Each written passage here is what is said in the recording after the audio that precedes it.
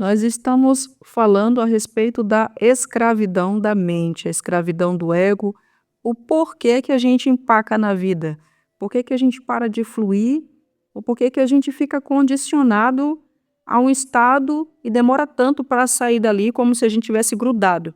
A gente até tenta sair dali, mas acontece alguma coisa, a gente volta. Puxa, estica e a gente volta, como se fosse um elástico, como se fosse um vácuo de um imã que nos puxa sempre para aquela mesma condição de vida, a escravidão mental, a escravidão das emoções, a escravidão da mente, a escravidão dos velhos e antigos paradigmas que nos condicionam à vida que a gente não deseja mais ter. Pensamentos obsessivos, pensamentos demoníacos, vício de pensar na pobreza e desejar riqueza ao mesmo tempo. É disso que a gente está falando. A gente está tentando entender se você está ou não vivendo em uma vida de escravidão e como é essa escravidão que você está vivendo. Deixar tuas emoções conduzirem a tua vida é o mesmo que não ter inteligência emocional. Inteligência, seja no aspecto que for, inteligência espiritual, inteligência emocional, inteligência social, inteligência acadêmica, inteligência, seja lá o nível que for a inteligência, significa que você tem o poder de autogerenciar-se. Você sabe conduzir aquilo, você conhece tão bem que você sabe administrar. Você é um bom gerenciador, um bom administrador disso que você tem. Se você tem emoções, mas você não conhece as suas emoções, você nem sabe o que é as emoções. A maioria das pessoas que eu conheci ao longo da minha vida achavam que sentimento e emoção era a mesma coisa. Nem sabia, eu estou me sentindo, ela nem sabia a diferença de sentimento para emoção. Então, a pessoa que nem sabe o que é emoção, ela não vai saber como agir diante de suas próprias emoções e como é que ela faz para gerenciar isso. Ela nem sabe que esse aspecto fundamental tem a ver com a escravidão que ela está vivendo ou com a liberdade que ela está vivendo. Tem a ver com ela criar sua realidade ou tem a ver com ela estar sofrendo por não saber criar sua realidade. Não ter inteligência emocional é o que a gente chama de agir por impulso. Você já ouviu aquele termo, fulano nem pensa antes de agir? Exatamente. Agora, existem níveis. Claro, muitos de nós agimos em alguns momentos por impulso, são aqueles momentos em que a gente se arrepende, geralmente, né? Eu prometi, eu vou emagrecer 10 quilos. Aí eu tinha um relacionamento, tinha um namorado. Briguei com esse namorado, o que foi que eu fiz? Quase morri de tanto comer sorvete, chocolate, saí, comi 3 pizzas sozinha. Ou então fiz um monte de coisa que eu não faria se eu estivesse em um momento em que as minhas emoções estivessem tranquilas, em harmonia ou em paz. Alguma coisa saiu do meu controle, da mesma forma eu não soube permanecer de modo inabalável. Eu me deixo agir pelas emoções, pelas circunstâncias, por aquilo que me acontece. Eu sou como um boneco de papel lançado pelo vento, em meio ao oceano, de lá para cá. O vento soprou para a direita, eu vou para a direita. O vento soprou para a esquerda, eu vou para a esquerda. É assim uma pessoa que não sabe gerenciar suas emoções. Agora, como eu acabei de dizer, existem níveis para isso. Vamos supor, você deve saber que existem penitenciárias, existem locais onde pessoas estão presas e existe um nível de periculosidade daquela determinada pessoa. Existem prisões de segurança máxima, existem o que a gente chama de delegacias, para manter uma pessoa por determinado período. Existem aprisionamentos de quartéis, enfim, existem vários tipos de locais onde as pessoas são mantidas em cárcere por qualquer motivo. Quanto mais grave o nível do crime que a pessoa cometeu, maior o grau de sua periculosidade. Por isso, ela precisa ficar em um local cada vez mais fechado e cada vez mais seguro, de acordo com o grau de seus crimes, de sua pena, daquilo que as pessoas chamam de uma psicologia doentia. Agora, se você for a um presídio desses, por exemplo, de segurança máxima, uma pessoa está apenada a 132 anos de prisão, por exemplo, ele cometeu 5 ou 6 homicídios. E essa pessoa cometeu esse homicídio quando tinha, por exemplo, 18 anos de idade e hoje já cumpriu aí boa parte da pena, e ele já está com 32 anos de idade, por exemplo. E você pergunta dele, você se arrepende? Tem gente que diz o seguinte, se eu sair daqui, eu vou fazer tudo de novo, porque eu gosto do crime, eu gosto disso, eu Eu sinto prazer em sentir naquele momento em que a faca perfura a pele da outra pessoa. Eu sinto gosto nisso. Mas se você for falar com outra pessoa, em uma situação parecida lá dentro do presídio, ela vai dizer: olha, eu me deixei agir pelas minhas emoções. Aconteceu uma coisa na minha vida no passado, assassinaram a minha esposa, e naquele momento eu fiquei cego, fiquei completamente cego, agi por vingança no momento de loucura, matei aquelas pessoas, e depois que eu fiz aquilo que me veio de volta o juízo à sanidade, é que eu percebi que eu me deixei controlar pelo ódio, pelas minhas emoções acumuladas. Eu fiquei pensando em uma maneira de me vingar, mantendo aquele pensamento demoníaco dentro da minha cabeça, manhã, tarde e noite. Aquilo tomou conta de mim. Quando eu pensei que não, eu era só uma máquina mortífera, indo lá e fazendo o que tinha que fazer sem pensar em nenhum tipo de consequência depois. Se eu saísse daqui hoje, eu me arrependo. Então, existem essas situações de pessoas que não podem estar diante da sociedade porque são um risco para a sociedade, porque tem 100% de descontrole emocional. São pessoas que fazem sua própria justiça com as mãos. Bateu, levou. Qualquer movimento, qualquer coisa é motivo para a pessoa se vingar, né? Qualquer coisa. Pode ser eu passar, por exemplo, e dar bom dia para a pessoa, ela não gostar de mim, ela já me agride. Existem pessoas nesse nível, né, com total descontrole ou discernimento de humanização.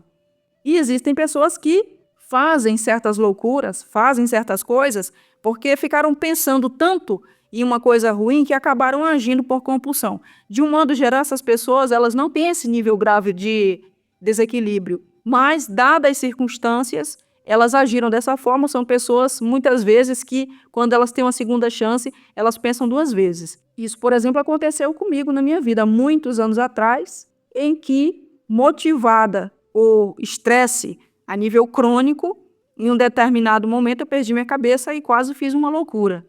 Depois daquilo, me arrependi profundamente, quase que instantaneamente. Quando eu cheguei em casa, coloquei minha mão na consciência, eu nunca tinha passado por tal situação, coloquei minha mão na consciência e falei com o meu interior. Disse: meu Deus e meu Pai, me ajuda. Me dá uma segunda chance de eu conseguir resolver essa situação, que se eu tiver essa nova oportunidade de sair disso com o meu nome limpo, sair disso em uma situação favorável para mim, eu vou mudar minha realidade e eu nunca mais vou cometer tal coisa. Depois disso, eu comecei a estudar minhas emoções, comecei a fazer uma análise profunda da minha própria vida e perceber que eu era um tipo de pessoa compulsiva. O que é a pessoa compulsiva? Eu sofri um abuso sexual aos 2 anos de idade. Eu fui crescendo com a mentalidade de a todo custo eu preciso me defender, eu preciso me proteger. Só que tudo isso é um padrão inconsciente, você nem sabe que é assim, porque aquilo é a tua vida. Aquilo, aos 2 anos de idade, eu era uma semente de uma árvore que iria nascer a partir daquela configuração de abuso, aquela configuração de agressão, de violência. Então, quando eu fui crescendo, eu era uma criança extremamente ou agressiva, ou então eu me escondia. Quando eu via pessoas, eu me escondia, porque eu tinha medo, muito medo de que alguém se aproximasse de mim e fosse para me machucar, para me ferir. Por causa dessa mentalidade, durante muitos anos da minha vida, toda vez que alguém se aproximava de mim e ativava um gatilho de que talvez pudesse me abusar ou pudesse qualquer coisa comigo no nível de me fazer sofrer, me agredir, eu reagia compulsivamente. Era uma reação automática. Era algo que fugia do meu controle. E eu nem sabia como parar aquilo, porque eu era muito jovem, não tinha discernimento, não tinha conhecimento, nunca tinha ouvido falar sobre o assunto, eu nunca tive acesso a psicólogo, essas coisas lá no passado, não sabia nem que existiam essas coisas. Dadas as circunstâncias do meu nascimento, onde eu nasci, o isolamento comunitário, o isolamento de região, o tempo foi se passando e eu comecei a perceber. Quando isso aconteceu, foi que eu caí em mim, porque eu sempre fui daquele jeito, eu sempre tive aquela atitude. Mexeu comigo, acionou um gatilho, eu via que a pessoa não era mexer de qualquer jeito. Era quando eu percebia que haveria uma possibilidade da pessoa tentar abusar de mim ou me agredir ou qualquer coisa. Acionava um gatilho, como um robô, eu reagia. Então, o que eu tivesse na mão, era possível que eu agredisse a pessoa. Se eu tivesse uma faca, eu agredia. Se eu tivesse um pau, eu agredia. Eu era assim, totalmente compulsiva. E aí eu fui, depois disso aí, pedi a ajuda de Deus que me ajudasse a entender o que era isso. Por que eu era desse jeito? O porquê que as outras pessoas eram normais e por que eu tinha esses graves transtornos. Então, o meu interior foi me mostrando claramente que eu tinha alguns gatilhos associados à violência, abuso, ao maltrato, à humilhação, à rejeição e a tantas outras coisas que me faziam agir de modo compulsivo em momentos que os gatilhos eram acionados e que eu precisava curar, porque senão para sempre eu iria viver daquele jeito. E o modo de fazer isso era entender as minhas emoções, entender em que momentos esses gatilhos eram acionados, por que eu fazia isso, o que me causava isso, de que eu estava tentando me defender. Será que eu gostava de ser assim, uma pessoa agressiva? Porque muita gente gosta, como eu acabei de dizer, existem pessoas que gostam. Aí você diz, mas ela está vivendo de modo inconsciente. Sim, mas todos nós, mesmo estando de modo inconsciente ainda, aquele que não despertou, existem as pessoas que gostam da violência, existem as pessoas que são violentas porque passaram por alguma situação, existe uma configuração dela desde criança ou já nasceu com esta configuração, e essa pessoa não gosta de ser assim. Na verdade, isso a maltrata, isso a faz sofrer, ela não sabe por que ela é desse jeito. Essa era a minha situação, eu não gostava disso. Eu tinha esse comportamento, mas eu abominava esse comportamento porque eu achava que era o oposto daquilo que eu queria me tornar. Porque ao mesmo tempo que eu era assim, ao mesmo tempo eu era uma pessoa que queria mais que tudo viver a paz e a luz de Deus na minha vida. Agir por impulso é o que coloca você em 100% dos problemas que você está vivendo hoje. Quando a gente sai das emoções, da mentalidade da carne, a gente vem para a mentalidade crística e a gente começa a viver pela nossa consciência, guiado pelo nosso eu interior, sendo orientado pelo Espírito Santo, a gente não age mais pelas emoções. Agora a gente pensa antes de agir, é diferente. Antes a gente age sem pensar, agora a gente pensa antes de agir. E as consequências disso na minha vida daqui a X dias? Agora, será que fulano vai me desculpar? Será que isso? Será que aquilo? Então a gente ganha um grau de discernimento quando a gente vem viver de modo consciente, que faz com que a gente não esculhambe a nossa vida, que faz com que a gente não vá parar na cadeia, que a gente não acabe com nossos casamentos, com a saúde mental de nossos filhos e etc. A gente tem discernimento, é diferente, age por discernimento. E é por causa disso que eu estou falando aqui com você dos efeitos colaterais da incompletude. Quais são os efeitos colaterais da incompletude? Exatamente isso, você age por compulsão. O que é incompletude? Você alguma vez já disse para você mesmo que você ia emagrecer? E aí passou 2 dias, você voltou a fazer tudo de novo e disse, o que tem? É só mais uma vez que eu estou tentando e não consigo. Já passou por isso? De estar 10, 20 anos tentando emagrecer? Deixa eu falar uma coisa para você. Se você é uma pessoa que está anos e anos e anos tentando emagrecer e você não está conseguindo, significa que esse se tornou uma fortaleza na tua vida. Ele não vai sair se você não tiver uma alteração mental radical e uma atitude acima da média. Não vai. É como se fosse um padrão, uma corrente demoníaca que aprisiona você para sempre em um loop que nunca termina, para sempre. Eu posso dizer que é uma grande muralha, é uma grande fraqueza, um grande demônio. É uma grande fraqueza que aprisiona você e que atrapalha todas as outras áreas da tua vida. Porque uma vez que você faz isso, você perde o respeito por si e aí todas as outras áreas da tua vida se tornam esculhambadas, se tornam pequenas, se tornam sem integridade. E você age por compulsão em todas as outras áreas da sua vida. Quando a gente faz isso, a gente se culpa. No fundo, a gente se culpa. E aí a gente começa a dizer para nós mesmos, só que de modo silencioso, isso aí é uma coisa que eu não consigo resolver, isso aí é isso aí é aquilo. E porque a gente se culpa, para a gente se punir, a gente começa a acabar com as outras áreas da nossa vida também para dizer, eu não presto nada mesmo não consigo emagrecer, também não consigo ganhar dinheiro, também meu casamento é uma porcaria, eu também não sei cuidar dos meus filhos, é isso aí mesmo, eu nasci para ser nada, eu nasci para ser ninguém. Muita gente fala isso, né? Eu já ouvi muito isso. Inclusive eu mesmo, em uma época atrás da minha vida, lá no começo já falei isso, digo, cara, eu não sirvo para nada, então eu nasci para ser nada, porque eu não consigo fazer nada, parece que eu tenho uma burrice crônica. Era essa a visão que eu tinha de mim mesmo, né? Essas correntes de pensamento compulsivos, essas correntes de pensamentos obsessivos, são que mantêm a gente estagnado na vida que a gente está. Por exemplo, se você tem um pensamento obsessivo, um pensamento demoníaco de pobreza, você morre querendo a riqueza e não alcança. Você cada vez está afundado mais na pobreza. E aí você diz, cara, eu faço tudo certo, por que eu não consigo enriquecer? Porque existe um pensamento obsessivo dentro de você, como se fosse uma canção de ninar, como se fosse um toca-disco, de manhã, de tarde, de noite, é obsessivo. E aí você fica se perguntando o seguinte, por que eu não consigo enriquecer? Por que eu não consigo enriquecer? Por que eu não consigo enriquecer? É um negócio robótico. Quando você pergunta por que você não consegue enriquecer, você está dizendo, eu sou pobre, eu sou pobre, eu sou pobre, eu sou pobre. Geralmente, os pensamentos demoníacos, eles são perguntas que a gente faz para nós mesmos.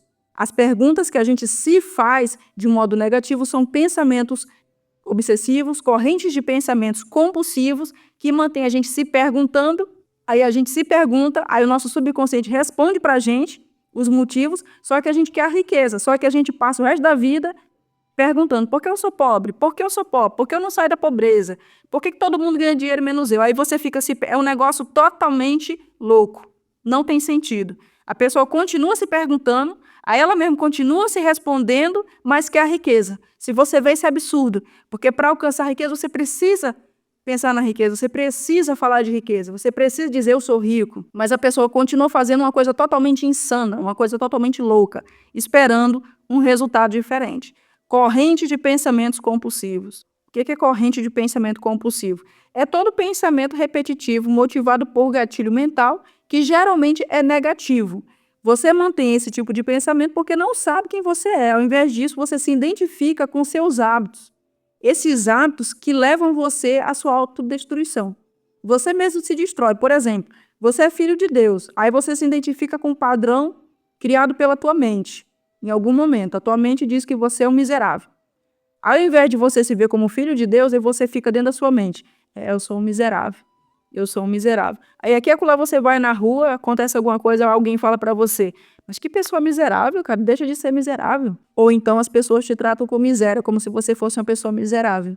Porque corrente de pensamento negativo, pensamentos demoníacos, é quando você é viciado em ver a si mesmo de um modo totalmente diferente como você se veria se você se achasse filho de Deus. É completamente o oposto. Você se vê pelos teus padrões mentais e não por quem você realmente é. Porque você, nós somos filhos de Deus, nós somos amados, abençoados, ricos, autênticos, poderosos, cheios da graça, de sabedoria, de poder. Temos a mente de Cristo. Quando a gente está preso no ego, nas velhas amarras que a gente cria para a gente mesmo, os decretos que a gente faz quando a gente não tem entendimento, os votos errados que a gente faz quando a gente não tem sabedoria, quando a gente é muito criança, às vezes, para não entender o que está acontecendo, esses pensamentos, a gente começa a ver a vida a partir deles. Por exemplo, eu sou pobre, eu não valho nada, ninguém nunca vai me amar, ninguém me quer, eu sou feio, eu sou uma pessoa esquisita, eu sou horrível, eu sou ultrajante, falo sem parar. Então a pessoa começa a se ver de um padrão totalmente negativo e isso se torna um ciclo vicioso. Exatamente, é como se você tivesse ao seu redor, na sua aura, um círculo de energia preta, né? Ele está ao seu redor e você está lá dentro. Onde você vai, esse círculo te acompanha ao teu redor, sabe? Como se fosse uma esfera. Ela é inquebrável, ela está ao teu redor e você é como um robô. Aonde você vai, aquela corrente está ao seu redor viva e você quer sair daquilo. Aí você diz, não, eu sou poderoso. Aí daqui a 5 minutinhos você diz, eu não presto mesmo não, nem para dizer que eu sou poderoso eu presto. E a pessoa continua para sempre falando só coisas negativas dela porque ela se vê de um padrão negativo. Ela se vê o oposto do que ela realmente é. Ela não se vê como filho de Deus. Ela não se vê como um ser abençoado, ela não se vê como um sacerdote, como um embaixador crístico, ela não se vê como alguém iluminado, ela não se vê como uma pessoa rica. Ela só se vê como os velhos padrões que o pai e a mãe dela disseram, com a velha configuração que ela trouxe no nascimento, com toda a velha carga e bagagem que veio presente na alma dela em sua origem.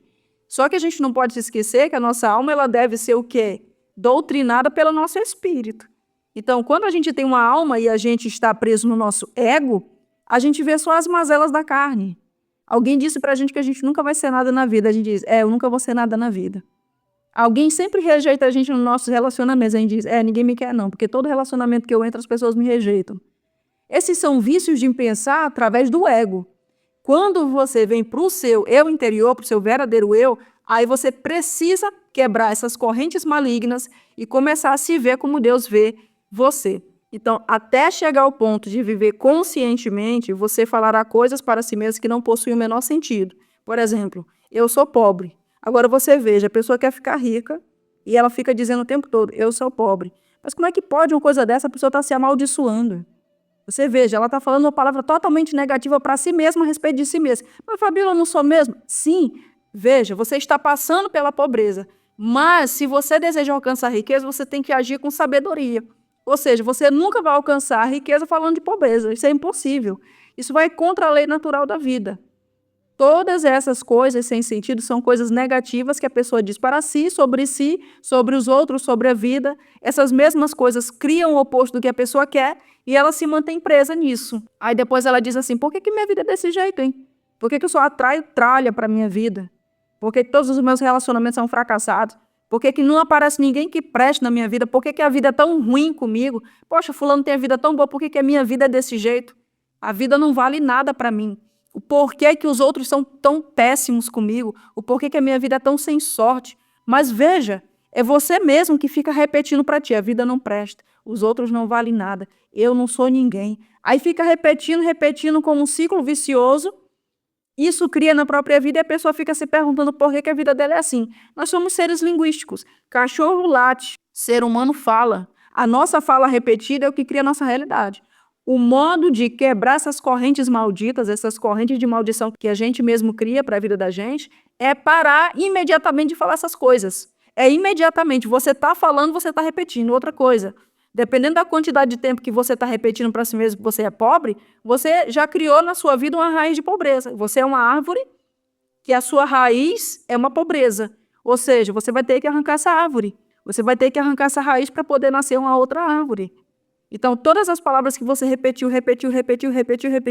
isso ganhou uma energia tão forte que se tornou um círculo quase inquebrável de maldição ao seu redor. Essas correntes de maldição precisam ser quebradas para que um novo círculo agora abençoado, cheio do amor de Deus, seja construído. Esse é o trabalho de entender quais são as tuas maiores fraquezas e se você está preso no que eu chamo de círculos malditos, que mantém a pessoa presa na escravidão do ego, muralhas gigantes. Geralmente as pessoas têm um grande sabotador na vida dela e vários sabotadores pequenos derivados desse grande sabotador. É isso que a gente precisa identificar em você.